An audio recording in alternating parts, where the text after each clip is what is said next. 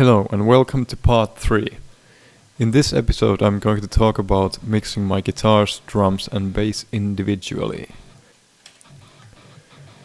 Now, mixing is a subject that could be discussed until the inevitable zombie apocalypse, so I'm just going to give you some snippets, starting with the guitars.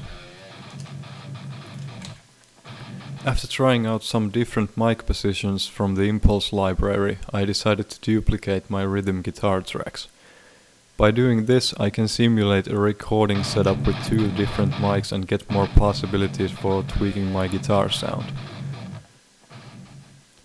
Of course, you can use as many tracks you want, but I decided to go with 4 in total.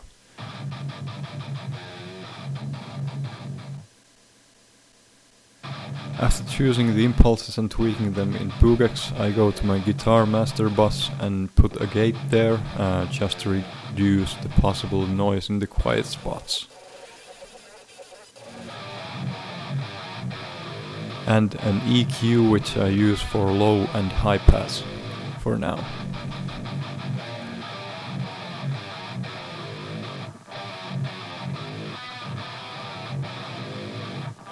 And now comes the part many of you are waiting for. The drums. I'll start off with a kick. First off, I'll find a good balance for the mics and then put a high pass filter on it. And for the snare I also mix the mics first, then put some gating to the bottom mic just for removing the bleed from the kick drum.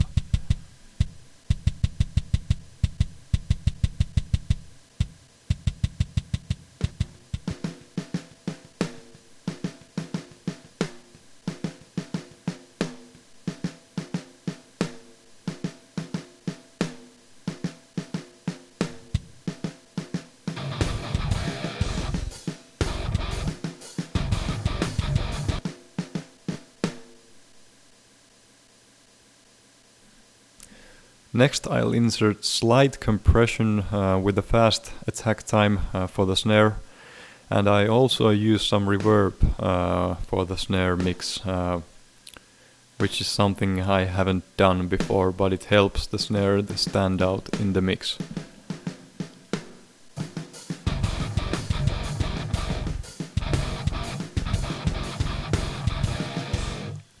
Just to make it clear, I'm aware that the snare is clipping, but I'm going to fix that later on. I also use some compression for the overheads as well.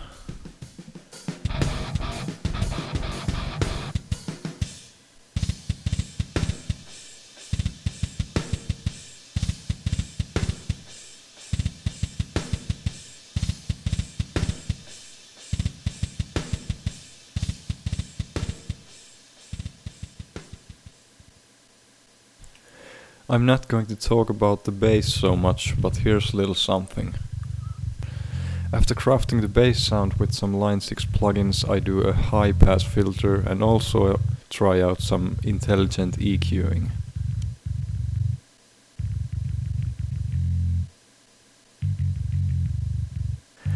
I'll make a notch and try to find a proper frequency for the bass so that it doesn't cover the kick so much. Same goes for the rhythm guitars, except with it I'm helping the snare stand out more in the mix.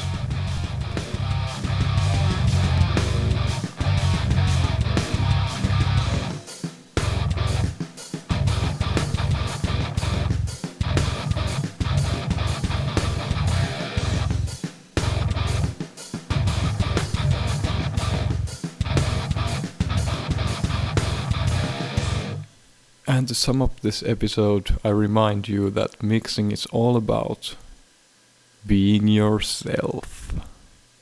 Oh wait, maybe it's not.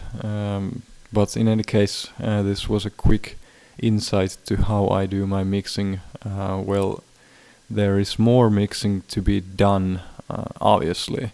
But trust me, you don't want to see me doing trial and error for countless of hours. So next episode is going to be all about re-recording the tracks and also adding in a clean overdub and a solo guitar track for obvious reasons. So hope you enjoyed this episode, and till next week, goodbye.